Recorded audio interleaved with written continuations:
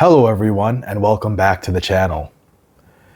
For those of us who have been through substance addiction in the past, or for those of us even going through it right now, we know all too well that substance addiction is a difficult habit to kick.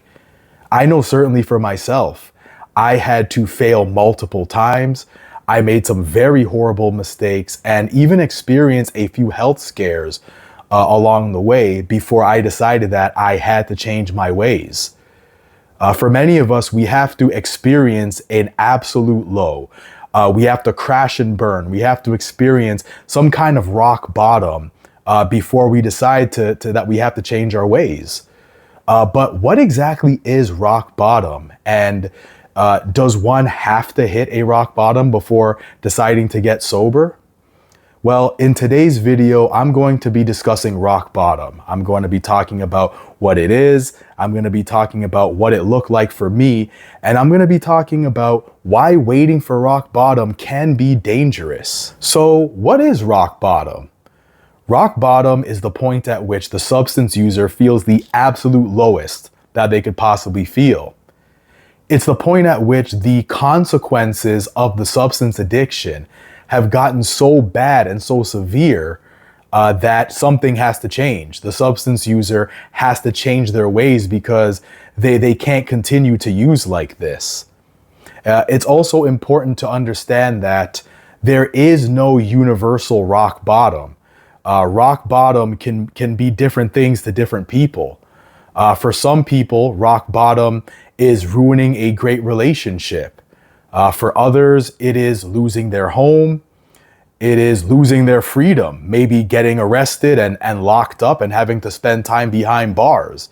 But the bottom line is that, rock bottom is that point where, again, the consequences of that substance addiction have gotten so bad. And the result now is that the substance user has to change their ways and begin to do things differently because they can no longer continue using like this. So let's talk about the common and prevailing myth that a substance user has to lose it all and hit their absolute worst point, hit their rock bottom before they decide to get better. Is that true? I'm going to say that it's not true. And I would also add that believing that can keep you stuck in addictions longer than is necessary. You don't have to wait until your life is completely falling apart before you decide that you want to get better. And the earlier that you can make that decision is the less damage that you'll have to incur, which is obviously much better for you because then you won't have to go all the way. You won't have to hit that rock bottom before you make that decision to get better. So let's talk about the fact that rock bottom doesn't always look dramatic. Movies and TV series portray rock bottom as a single catastrophic event, ruining a friendship or relationship, losing everything overnight, losing your home, ending up homeless, being arrested and spending time behind bars, having your driver's license suspended or revoked, drinking way too much and ending up in the emergency room. These are all potential rock bottom moments that can happen to someone addicted to substances, and popular media often portrays rock bottom in these ways. In reality, rock bottom can be quiet and internal. A moment of clarity, a feeling of exhaustion, a realization that the way you're living isn't real living and is no longer sustainable. Some people's rock bottom is a private realization that they had at 2 o'clock in the morning and that no one else ever knew about. So it doesn't have to be this single catastrophic moment. It can be, but it doesn't have to be. The size and the magnitude of that rock bottom event is not the only thing that matters. What's also important is what you do with it. Because there are many people who they do experience these catastrophic and severe rock bottoms. They end up losing their job. They end up ruining a great relationship. They end up getting arrested and have to spend time behind bars. But after experiencing those things, they still return to the same substance use habits, right? So It's important to understand that, we can experience these severe rock bottoms, but what matters the most is what we do with it, right? Did we take something from that? Did we learn something from that? And are we making that change? Are we pivoting? Are we changing course? And are we making that effort to get better? That is also a very important part of what we are able to take from that rock bottom experience. So I'm going to talk about my experiences with rock bottom because I've had more than one rock bottom. For a lot of people, rock bottom is not a singular catastrophic event, but rather a series of escalating lows. So maybe things have gotten bad and you've hit a certain low. Then things get worse and you hit a lower low. And then, as time goes on, things get even worse and you hit a lower low.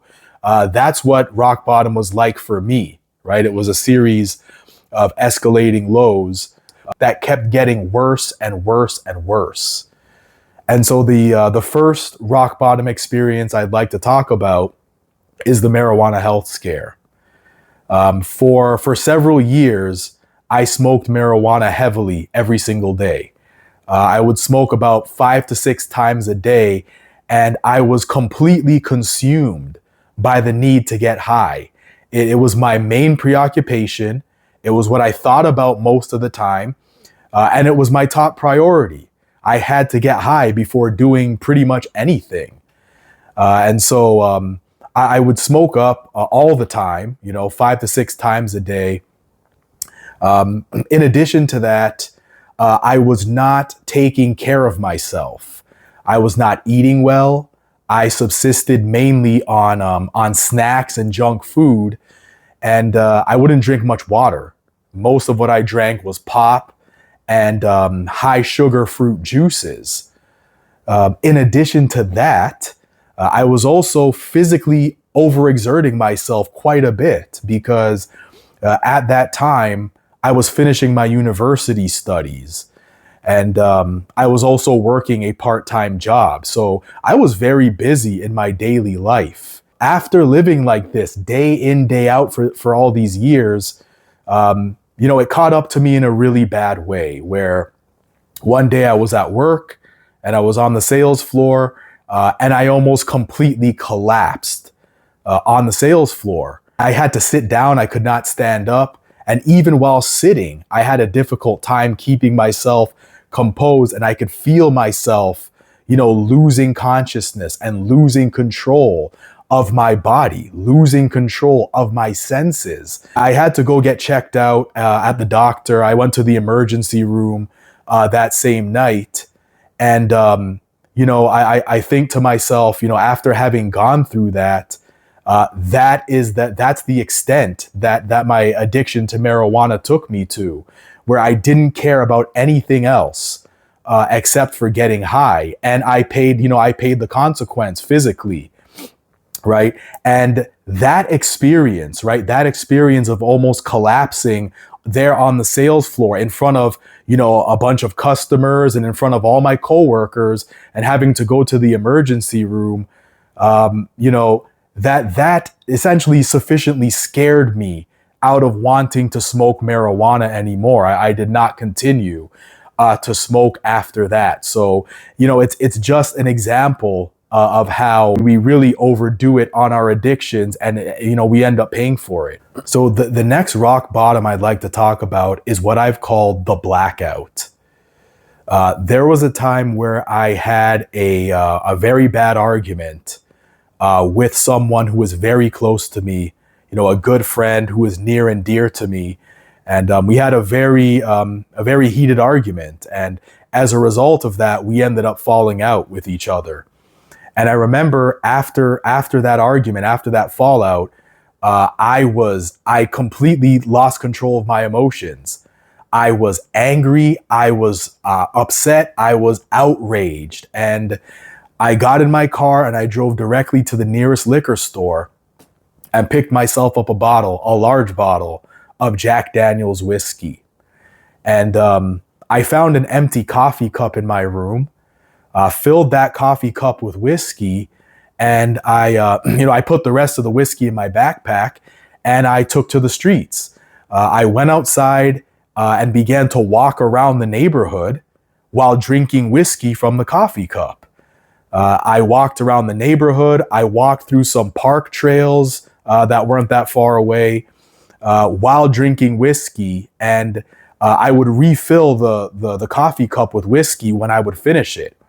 And I did this, walking around the neighborhood and through parks while drinking whiskey for about 3 hours. After that, I came upon a local mall, and I continued to do the same thing. I walked around the mall for a couple of hours, all while continuing to drink whiskey out of the coffee cup and continuing to refill it.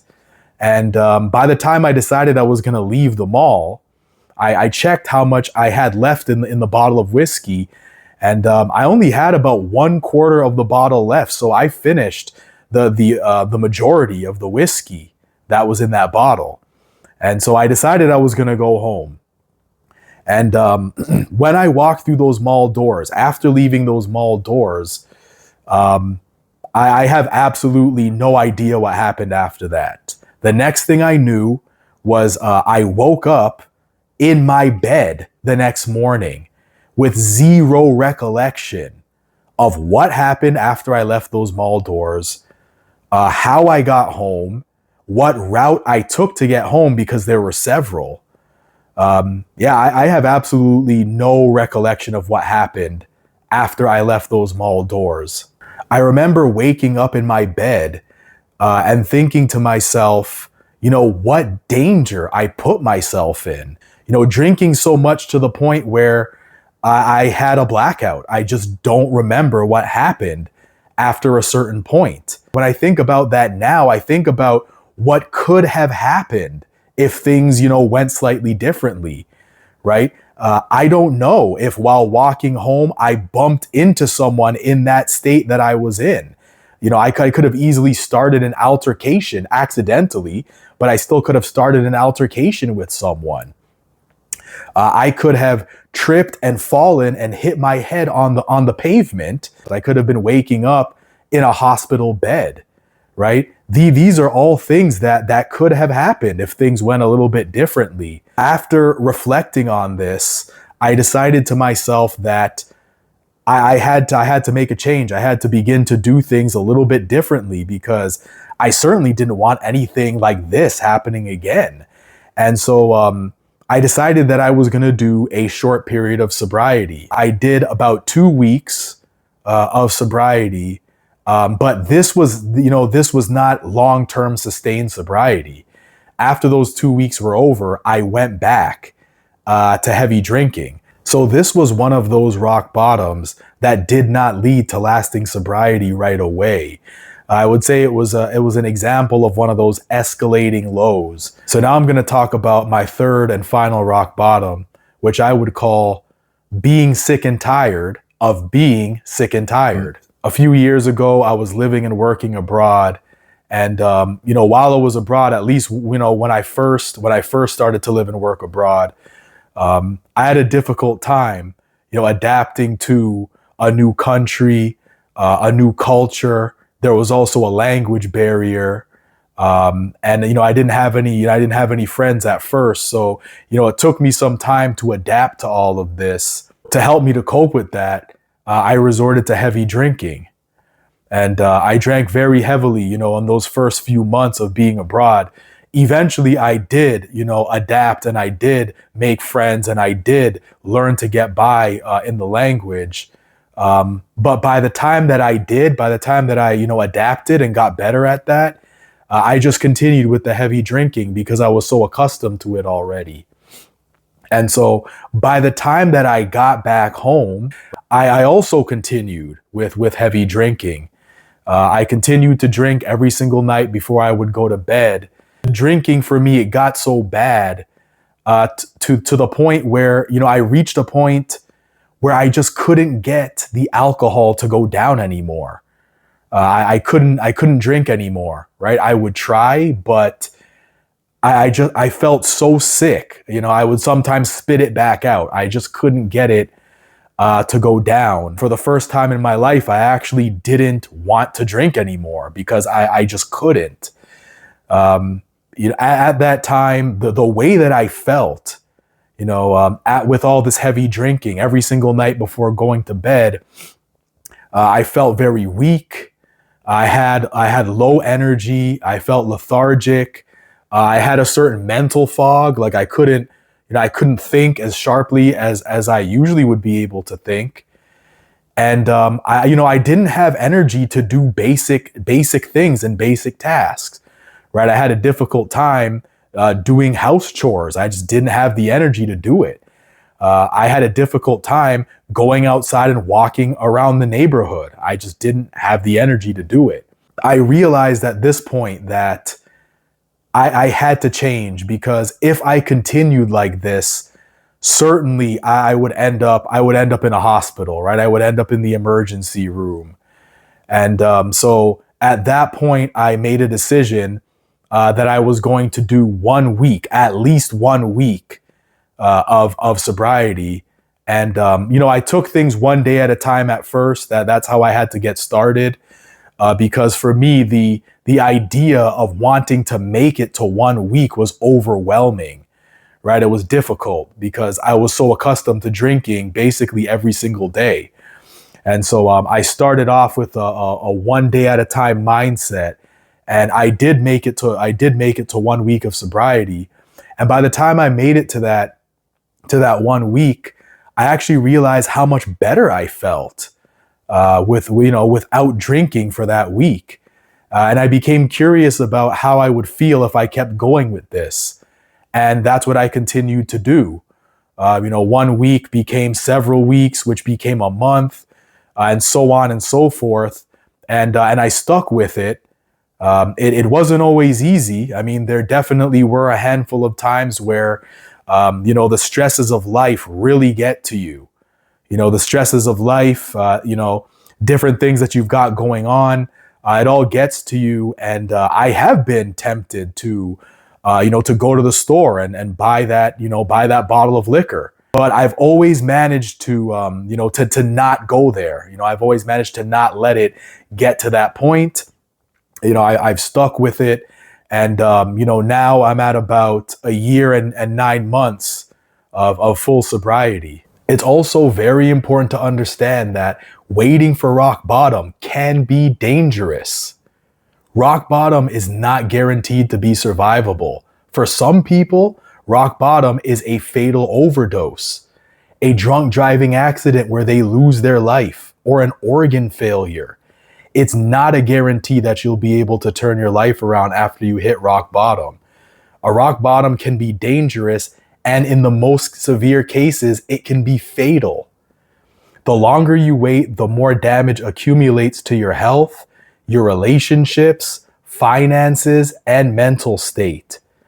The bottom line is, if you're in active addiction right now and things haven't completely fallen apart, that is not a reason to continue in your substance use patterns and habits.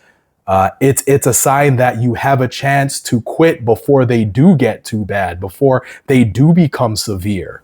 If any part of my story resonates with you today, if you feel that you can relate in some other way, or if you'd like to share something else, please do feel free to leave a comment in the comment section below.